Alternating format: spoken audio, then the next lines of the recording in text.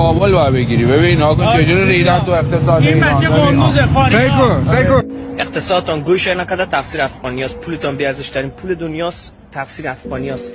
در کشورتان آب خوردن پیدا نمیشه، خشک زده، کل رودخانه‌تان خشک شده، تفسیر افغانی است. ما چون در کشورتان جنگ است، تفسیر افغانی است. دولتتان کونتان پاره کرده، تفسیر افغانی است. نان خوردنتان ندارید، تفسیر افغانی است. 24 ساعت در سر کلام دیگه میزنی که چاقو و قمرش وحشی شده، سگ باری شده، دست پول نداری، نان نداری بخوری، تقصیر افغانی است. شما نمیدونم فکر کنم باردار شدن زناتون هم تقصیر افغانی است. اسم میکنم اینجوری که پیش برید یه 2 روز دیگه میگید باردار شدن زنای ما هم تقصیر افغانی است. بچه‌هامون همه افغانی هستند. بابا چه وضعش ناموسن. شما هر چی میشه میگید تقصیر افغانی است، تقصیر افغانی است، تقصیر افغانی است. قربونتون برم همون افغانی اگه نباشه نصف ساختمان‌های شما رو افغانی درست کردن. این همه میلیونر افغانی داخل ایران هست، این همه بیزینسمن افغانی داخل ایران هست.